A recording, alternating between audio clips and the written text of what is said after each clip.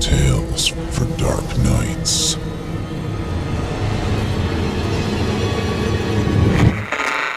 Want to make sure you never miss a Chilling Tales for Dark Nights video again?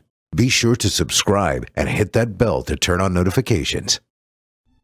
It's time to turn off the lights and turn on the dark.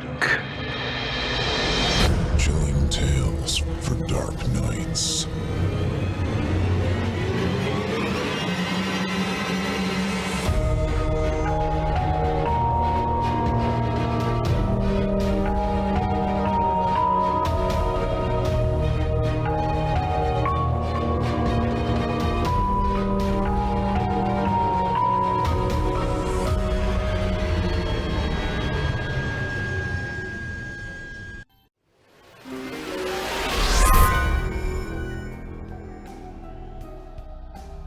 This episode of Chilling Tales for Dark Nights is brought to you by Wondery's new podcast, Families Who Kill, The Donut Shop Murders. Listeners, I'm here to level with you, even at the risk of damaging my own brand. See, there's a podcast out there so good, you'll kick yourself for having listened to this one first. Keep in mind, you may not have heard about it if you hadn't listened to this one first. So there's really no sense kicking yourself over it. I really wish you wouldn't. Hold your foot, listeners. No sense beating yourself up over this. Let's just finish our business here, and when you're ready, let me point you in the right direction. Head to Wondery and search for their newest podcast series, Families Who Kill, The Donut Shop Murders. You like donuts? You like murders? Well, this is the Boston cream of podcasts. Meticulously crafted and busting with rich and creamy depravity. Once you take a bite, you'll agree, this is no everyday donut. Let me tell you about it. In the era of one of the most heinous serial killers of all time, one murderous crew went curiously unnoticed. The McCrarys committed countless abductions, murders, robberies, and created general mayhem everywhere they went. In the Donut Shop Murders, you'll hear the whole story of Sherman McCrary and his son-in-law Carl, a dastardly duo who make a murderous recipe. Two sociopathic grifters accustomed to small-time crimes cross a red line at a sleepy donut shop and never turn back. You'll follow them through their rampage and join the diligent detective who tracked them across the country. What I love about the podcast is their reenacting of the killer's actual dialogue from prison interviews. It gives you a sense of immersion into the minds of the maniacs. Complete psychopathy in vivid display. Both of these guys want to blame it all on the other. Donut humor permitting, Wondery is the boutique bakery of fine podcasts. Give yourself a treat.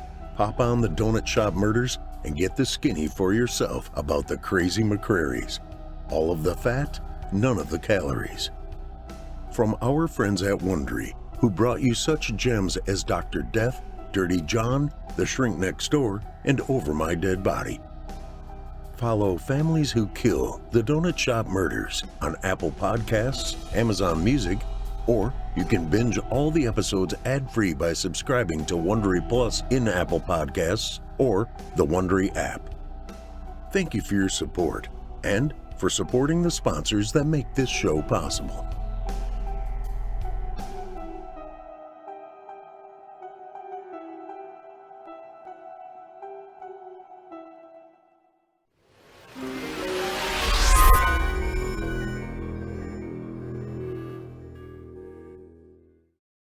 Good evening, listener. You're listening to Chilling Tales for Dark Nights.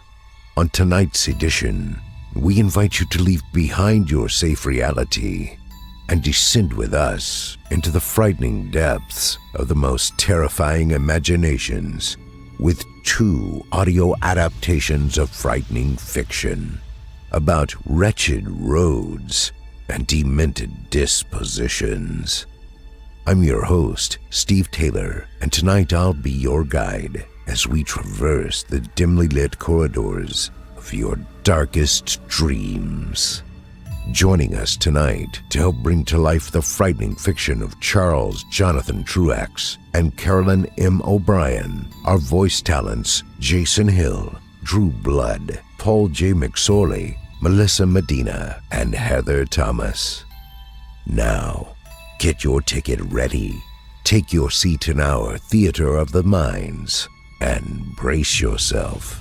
It's time to turn off the lights and turn on the dark.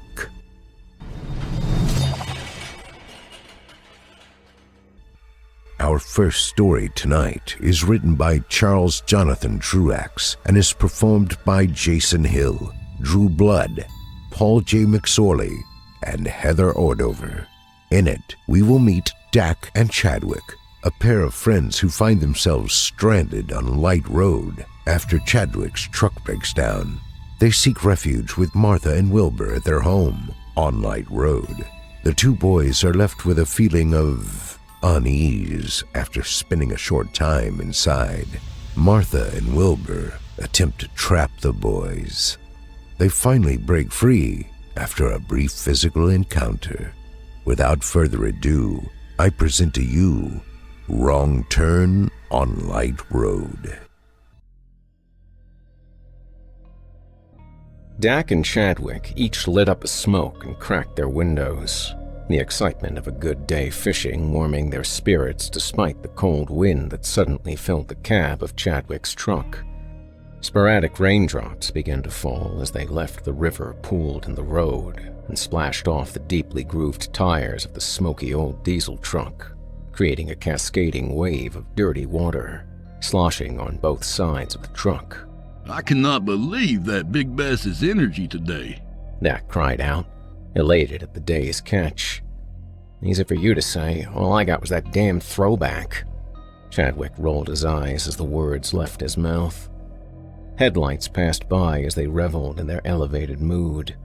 Dak reached over to the center of the console and spun the volume knob on the radio. "I need to take a nature break, if you know what I mean," Dak informed Chadwick as he was exiting the interstate onto the maze of back roads that connected the interstate to his home. "Sure thing. Let me find a good spot," he answered, not bothered at all by taking a short break from the 2-hour-long drive. Chadwick slowed as he looked around for a safe, secluded place to use as nature's urinal as a street sign entered their field of vision. Chadwick slowed, squinting to read the sign. Light Road. It's dark. Maybe it's an ironic street name. Chadwick chuckled as he turned his truck onto Light Road. "That's perfect. Look at that dead-end turnaround up there," Dak said, his words beginning to carry an air of urgency. Chadwick slowed as he neared the dead end and turned his truck back around towards the direction they had come from. "There you go. There won't be anything on my seats today," Chadwick chided, shutting his engine down to not disturb the neighbors with his loud exhaust. Chadwick climbed down out of his cab and proceeded to take care of business as Dak did the same. A loud rustling was heard in the woods on the passenger side of the cab. "You good over there?" "Thought I heard something," Chadwick asked Dak, his anxiety beginning to creep up on him like a predator silently hunting prey. Yeah, I heard something too. Sounds big," Dak replied, his voice shaking just enough for Chadwick to notice the change. "Let's hurry up and get going. It's probably a fox or something, but better to not find out. Just in case," Chadwick suggested, his feet now flat on the floor in his cab. The rustling was growing louder as Dak hurried into the opposite side of Chadwick's truck. Chadwick turned the key to the on position, the dash lights illuminating the cab in a soft glow. He turned it farther to the start position and was shocked to find that the starter wouldn't crank. "I thought you fixed that," Dak exclaimed worriedly. "No, damn it. Money's tight, man," Chadwick replied, a look of embarrassment covering his face. "No biggie. We'll just call someone to pick us up and we'll deal with it tomorrow. Sound good?" Dak asked, his tone softening. Chadwick glanced at his phone, the blank screen revealing that his battery was dead. "My battery's dead. I don't have a charger in here. How are you looking?" Chadwick asked, his embarrassment growing. Dak looked at his phone. Oh my God, no signal. What kind of backwoods place did you bring me to? Dak asked, annoyance entering his tone again. Didn't you find this road? Chadwick asked, deflecting the blame to his younger friend. Well, what do we do? Dak asked, residual fear resonating in his voice. The old guys say that if you tap the starter with something heavy, like a hammer, then it might kick over, Chadwick suggested, climbing out of his cab to root around in his toolbox. Dak waited inside the cab and stared out the window aimlessly. After a few moments, he turned to look at Chadwick to see if he had found something useful. Fear overtook his senses as he looked around for his friend. What the hell? Dak thought as he jumped out of the truck, frantically trying to locate his friend. Dak reached the truck's tail end, finding Chadwick bent down, tying his shoe out of view of the cab. Damn it, Chadwick! Dak exclaimed angrily. What? Chadwick asked, clearly confused by Dak's reaction. Never mind. Did you find anything? Dak asked, intentionally changing the topic quickly. Nope, nothing that I think will work. I had my tools out last weekend. I guess I forgot to put them back in. The toolbox is basically empty. Chadwick shrugged as he walked back to the cab. The sound of the truck doors slamming shut seemed like the equivalent of a coffin being sealed shut for the two young men. Their perception of the silence and the cold inflated to extremes as they sat in their respective seats, watching their breath fog the windows. Chadwick passed the time looking at the details of the two houses to their left. Up until just a moment ago, both houses had been completely dark. The second house on the left now emitted light in two separate downstairs windows. Chadwick rolled down his window and lit up a smoke. You think the people at either two of these houses would help us out? Maybe use their phone or something? Chadwick suggested, grasping for some sort of solution. I don't know, man. It's late. And what if these yokels are crazy or something? Dak asked. I'm sure they're normal, nice people. Besides, it's only 8 p.m., Chadwick said, staring at the house with the light on. The second house on the left now had the porch light on, and lights inside the house. Well, look at that, Chadwick exclaimed as a man and woman walked towards his truck. I got a bad feeling, Dak muttered as Chadwick climbed out of the truck to greet the people as they approached. You boys in some sort of trouble? The man asked. The man stood about 6 feet tall.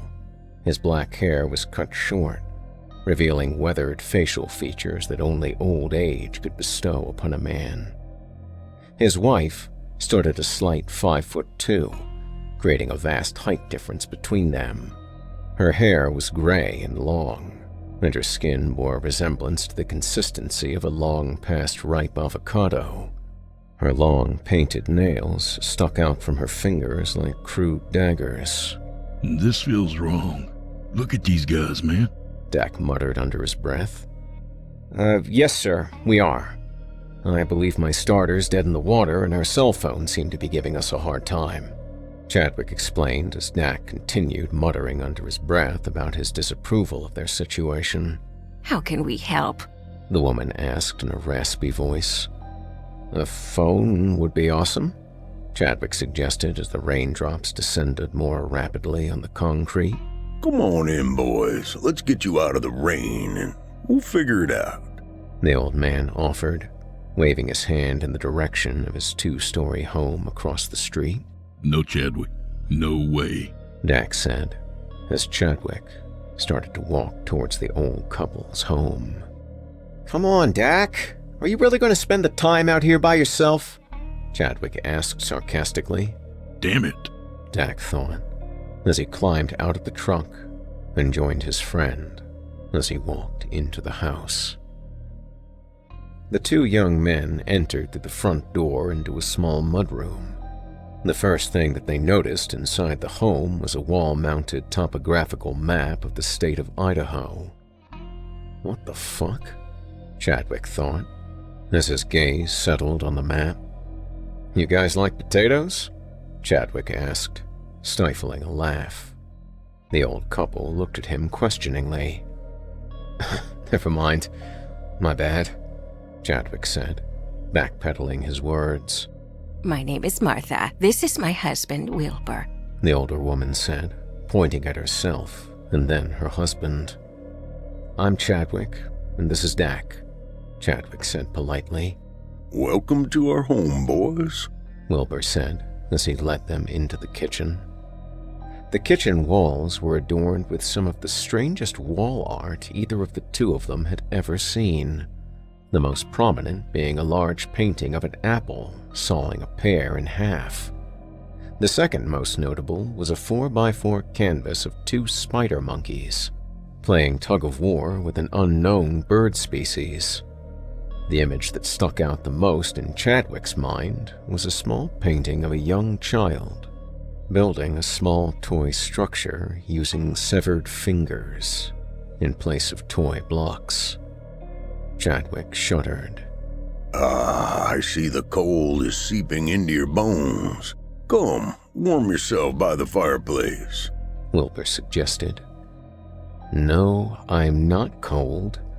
It's your creepy paintings," Chadwick thought, as he followed Wilbur into another room. How about that phone?" Chadwick asked Wilbur as the old man sat down in a chair. "Oh dear, I thought I mentioned that already. I'm afraid our phone lines have gone down with this strange intermittent storm we've had today," Wilbur explained as Chadwick felt a ball begin to tighten in his stomach. Chadwick looked around and began to wonder where Dak was. "Do you know where my buddy Dak is?" Chadwick asked Wilbur as he watched him rock in his chair. "Oh, I think Martha sat him down while she cooks up some food for you boys," Wilbur answered, rocking faster. Chadwick glanced at the man just in time to see a shadow race across the room from left to right. "What was that?" Chadwick asked, pointing towards the area that he saw in the movement seconds ago. "Not sure what you mean," Wilbur asked, appearing slightly confused. "Is there anyone here besides you and Martha?" Chadwick inquired anxiously. "No, just us two. Why do you ask?" Wilbur questioned. Never mind, I thought I saw something. I must just be tired," Chadwick explained. A loud bang rang out from the kitchen. Chadwick left the room he was currently in and retraced his steps back to the kitchen. "Oh, blasted cat!" Martha yelled as Chadwick entered the kitchen.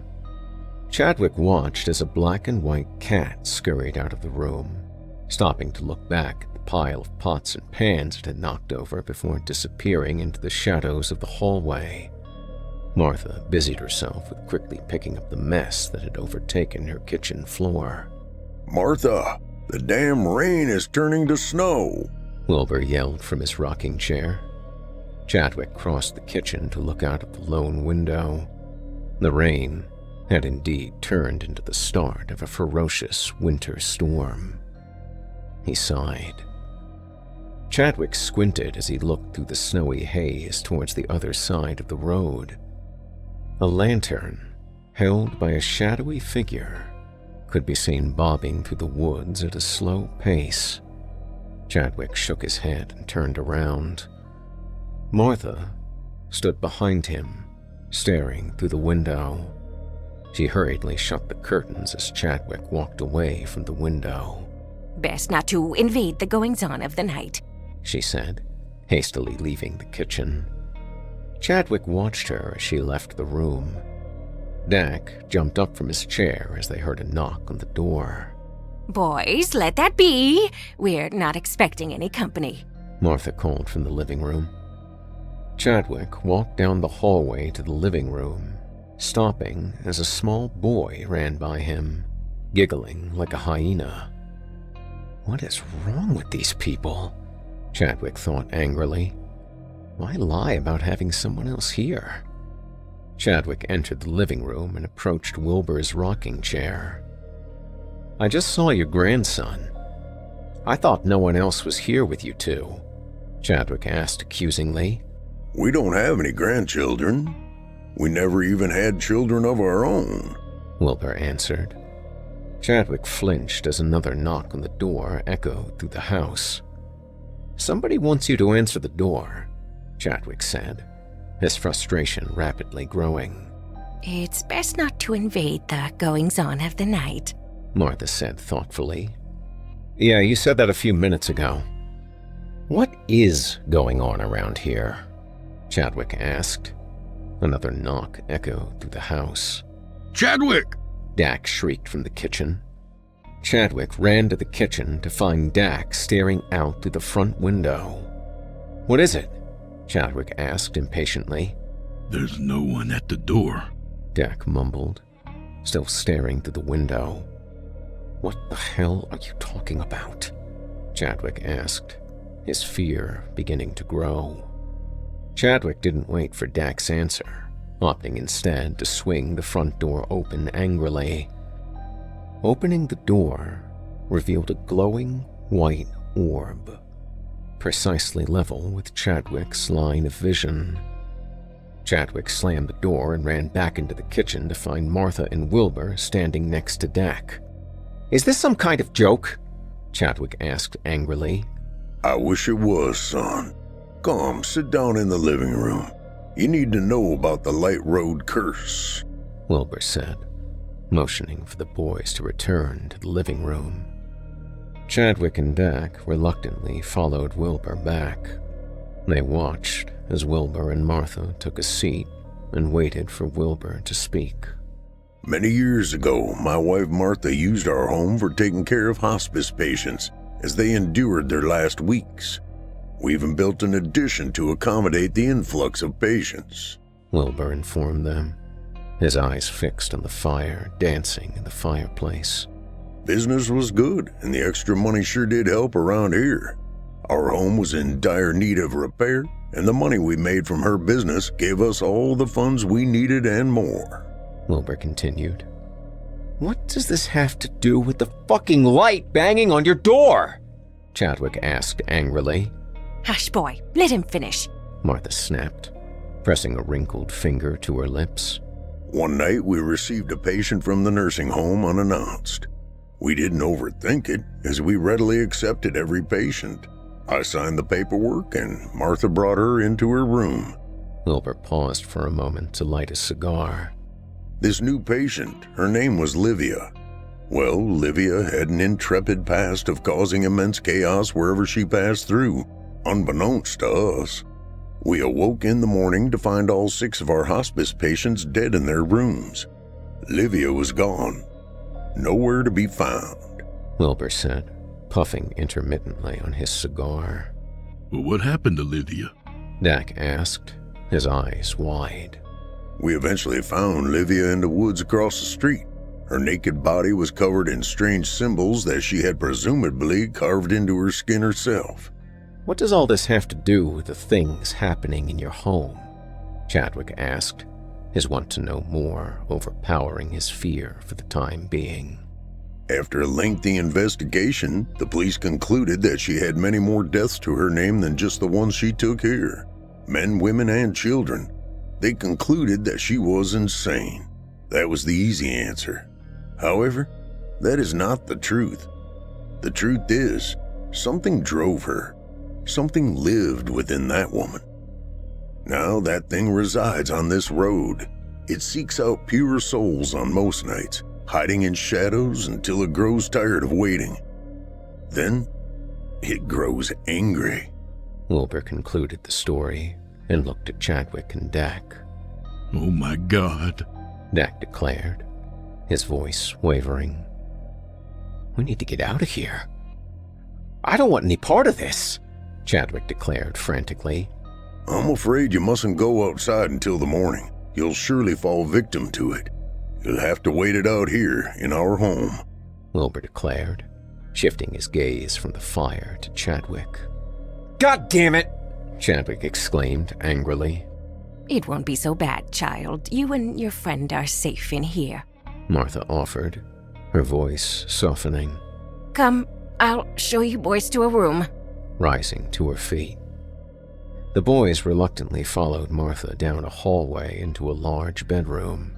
Here we are, Martha said, pointing towards a pair of beds opposite of each other at the far end of the room. Everything about this is fucking weird, Chadwick thought, accepting a pillow and blankets from Martha. Martha slammed the door shut on her way out of the bedroom. Chadwick and Dak shuddered as the sound of the deadbolt clicked loudly from the other side of the door. Fuck! Dak exclaimed, looking frantically around the room. Chadwick looked around the room as well, noticing that it had no windows and no other items inside besides the two beds. Son of a bitch! We fell for that one, Chadwick thought, his inability to recognize the situation unfolding frustrating him immensely. There must be some way out of here, Dak declared, quickly coming to the same realization that Chadwick had. Silly boys. There's no way out from here. Your souls will soon be anchored to this place long after your bodies have rotted and decayed. Martha cackled through the locked door. The two boys froze as a bang sounded from the wall next to them. It won't be long. Livia's already here. Martha screeched, her voice like nails across a chalkboard. Another bang resonated throughout the room, shaking the walls.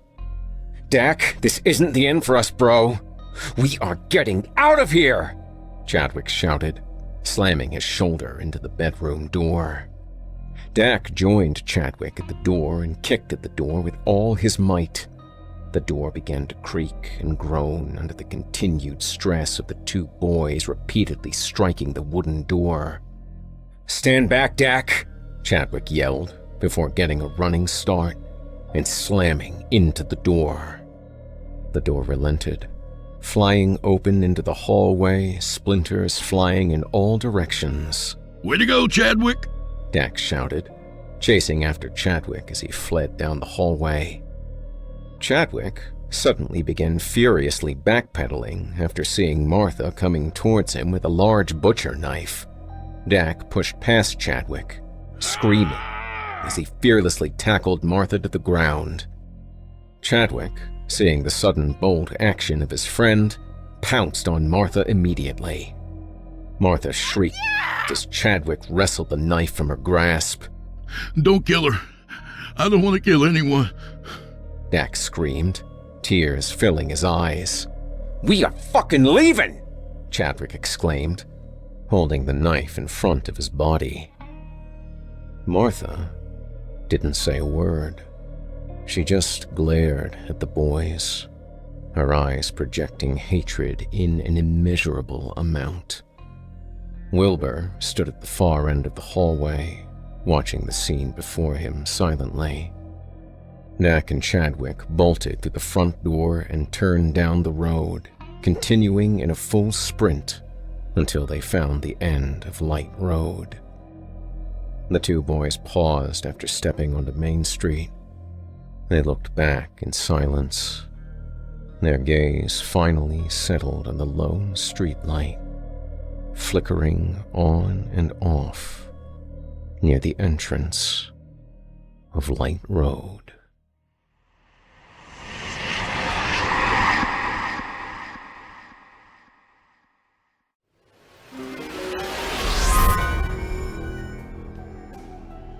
When you see me walking down the street, you might be tempted to think, wow, doesn't he look well adjusted? Now there's a man who doesn't take life too seriously. His head held neither high nor low, conducting his affairs with an attitude both laissez-faire and fairly lazy, considering the fact that his t-shirt looks like it should be awarded the Purple Heart, and his sexy casual stubble is markedly 2012. Oof. And that zero buzz cut. I bet he saved up for a long time to buy those clippers. A choice surely made because a man of such a tranquil and serene disposition can't be bothered to shampoo and condition his presumably impressive and youthful locks. It couldn't possibly be because he's an insecure narcissist who had a panic attack when he started going bald. Absurd.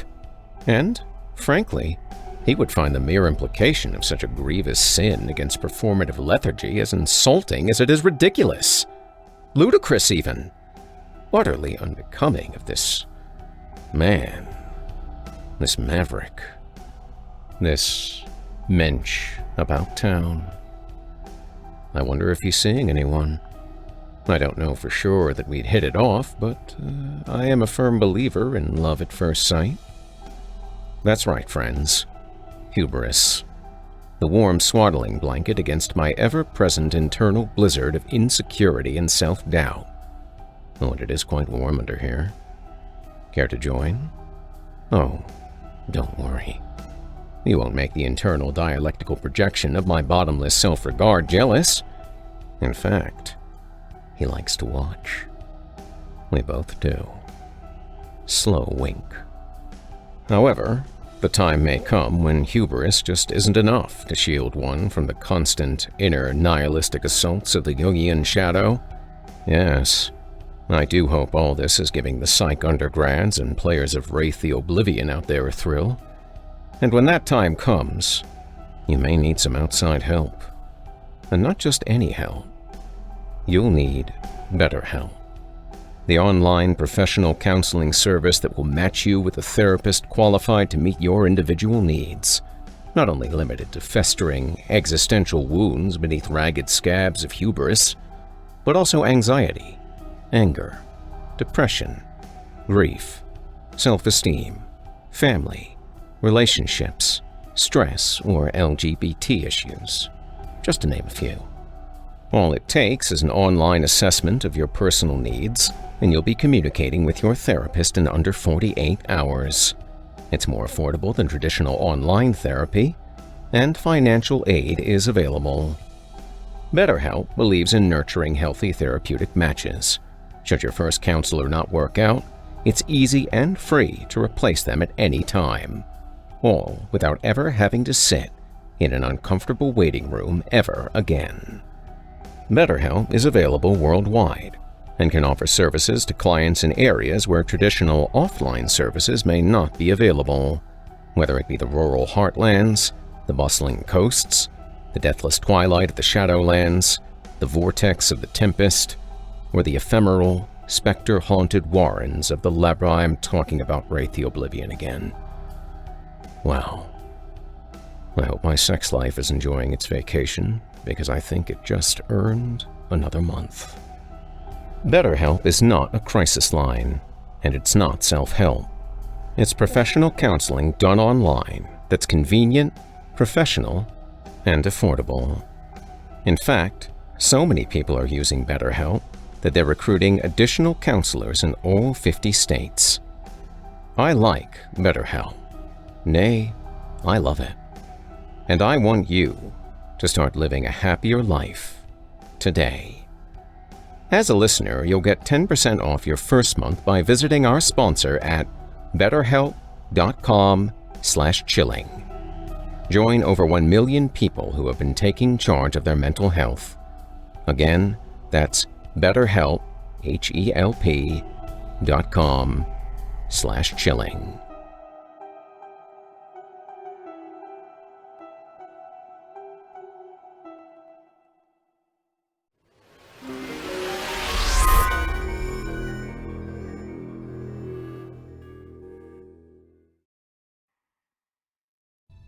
I hope you enjoyed Wrong Turn on Light Road, as written by Jonathon Truax and voiced by Jason Hill, Drew Blood, Paul J. McSorley, and Melissa Medina. Wrong Turn on Light Road has been picked up for film adaptation.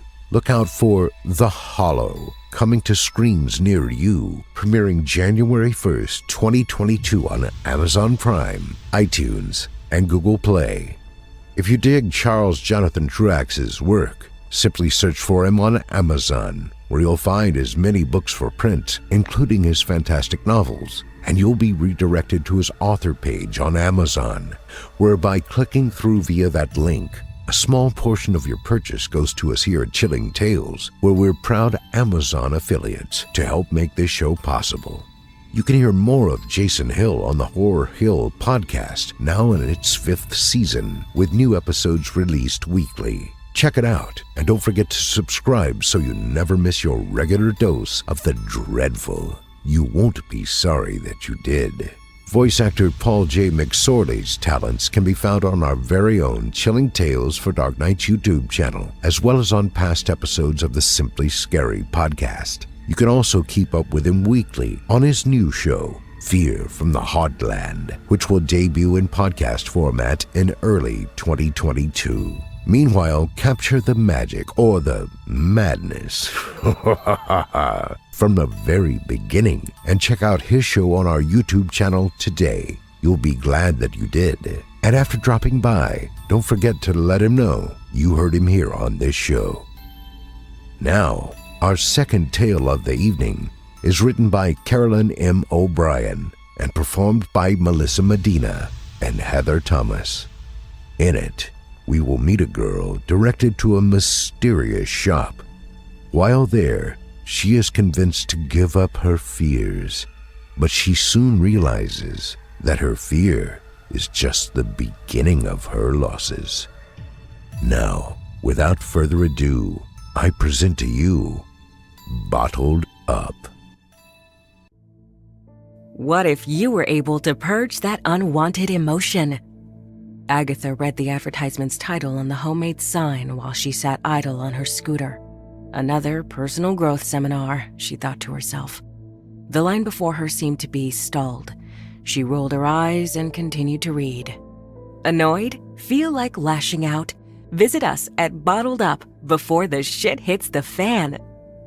An address was under a picture of an angry, scarlet emoji, and Agatha noted it was only a few blocks away. She did not remember a business in that area, but she thought she'd give it a look. As she got closer to the food truck, the man waiting behind Agatha kind-heartedly offered to help, so after making her choice, she drove her scooter to the nearest tree and parked. He handed her the paper boat of French fries. After a few mouthfuls, she regretted ordering ketchup because she only had one flimsy napkin. She stuffed the rest of the fries into her mouth and tossed the used napkin and the empty paper boat into the basket attached to her scooter. She drove with sticky hands to the water fountain nearby to rinse her fingers, then turned right, destined for Willow Street. At the end of the block, she turned left into an alleyway and paused near a trash bin to toss in the litter from her snack.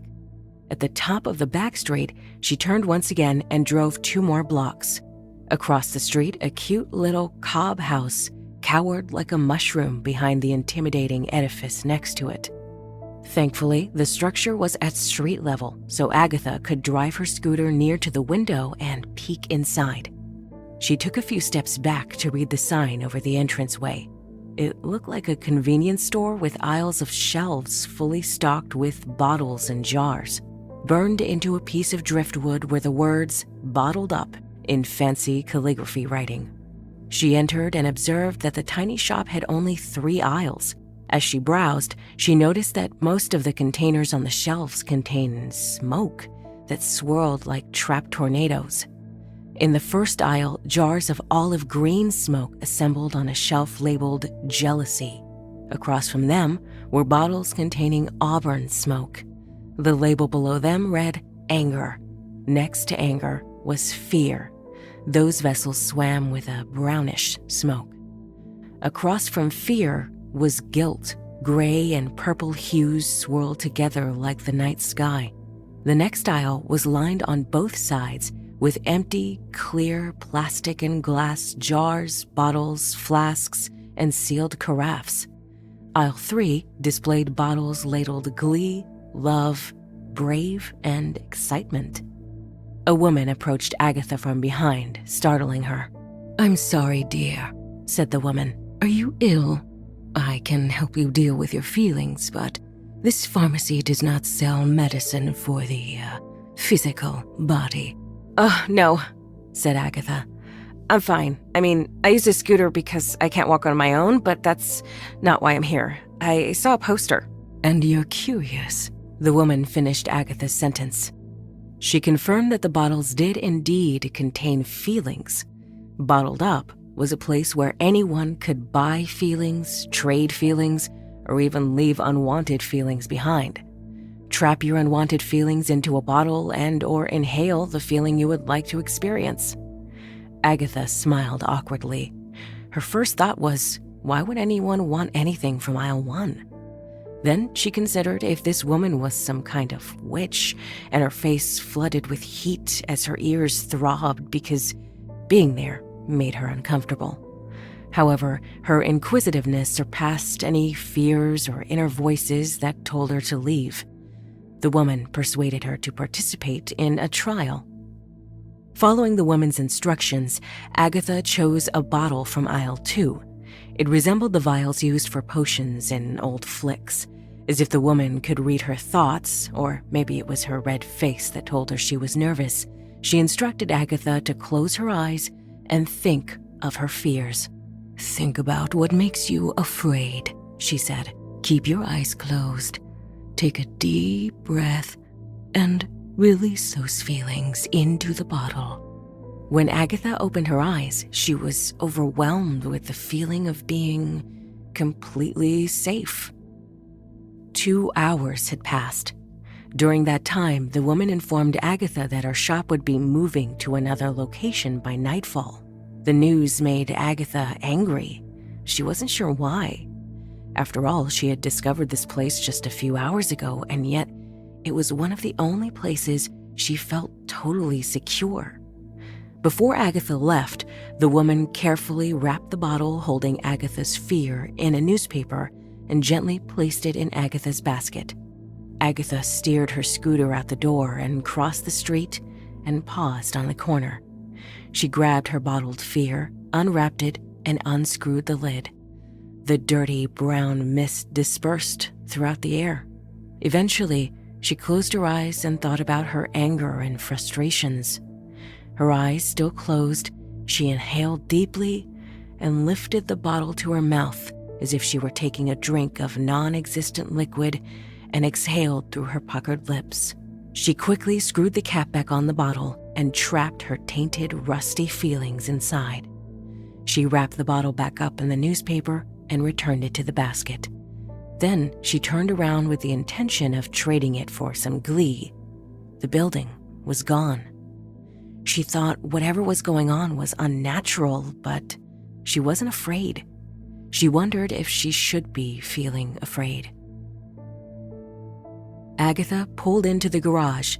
She wound masking tape around the sealed bottle and rewound it until all color from the cloudy substance inside was obscured.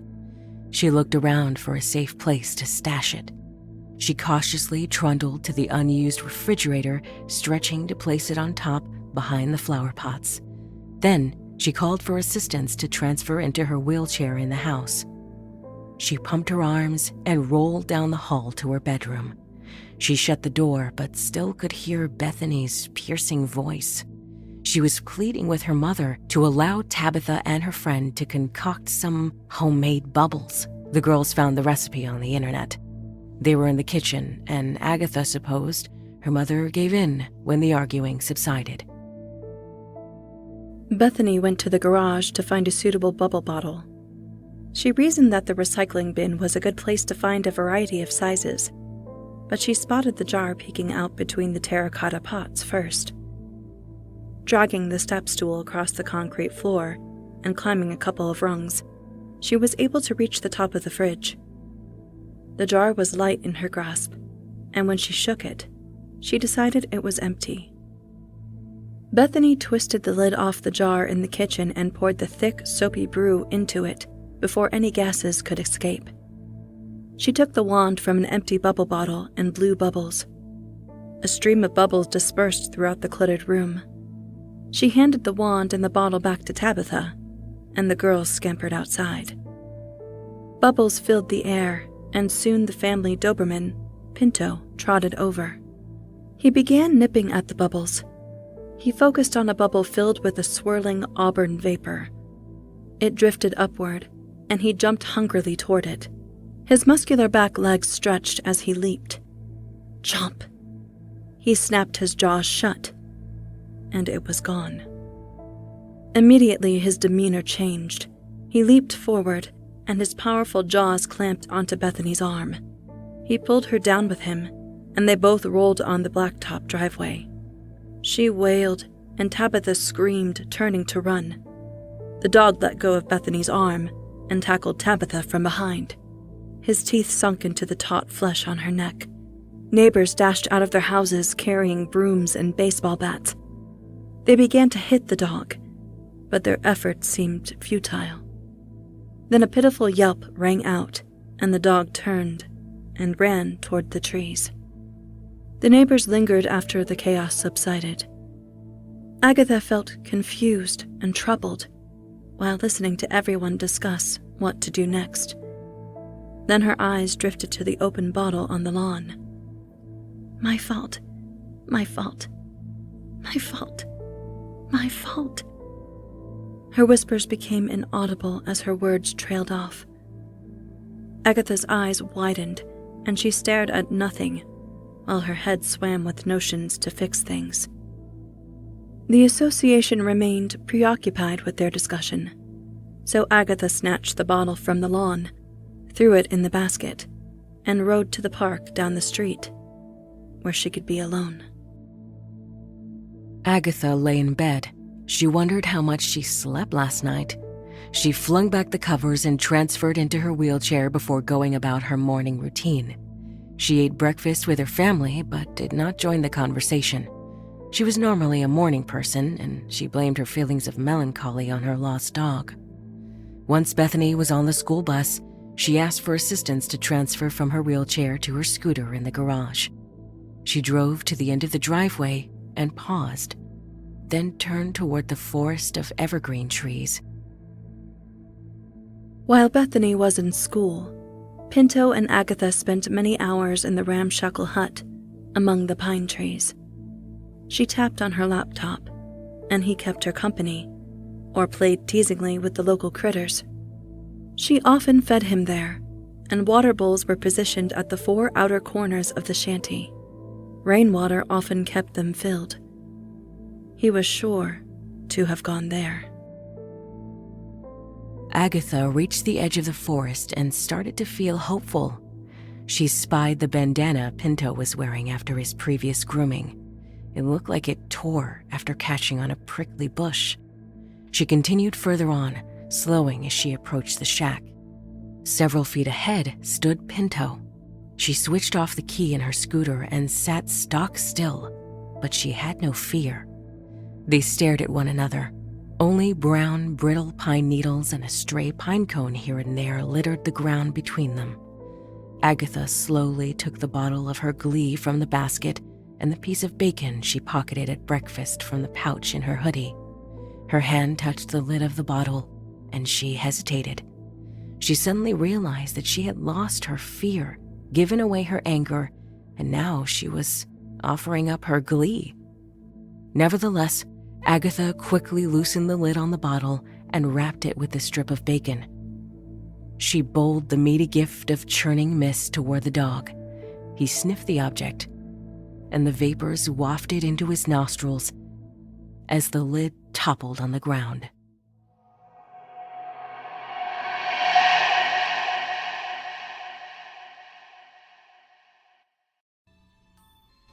I hope you enjoyed Bottled Up, as written by Carolyn M. O'Brien and voiced by Melissa Medina and Heather Thomas.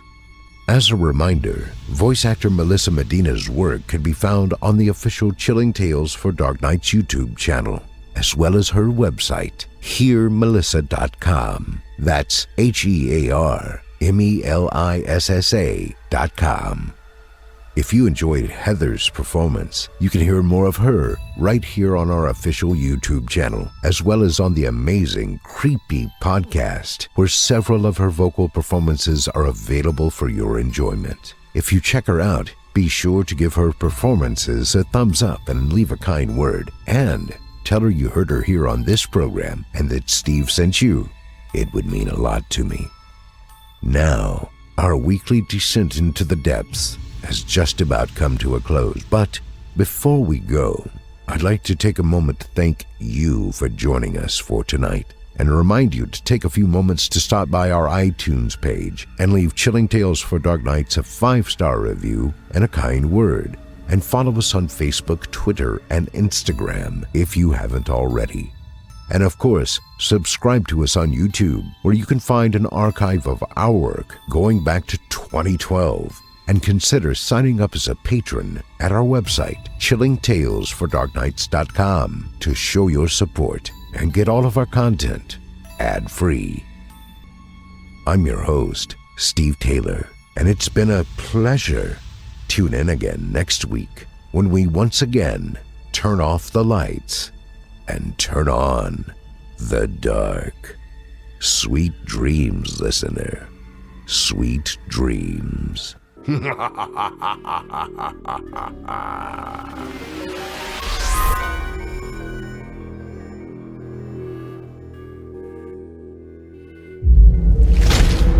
Chilling Tales for Dark Nights.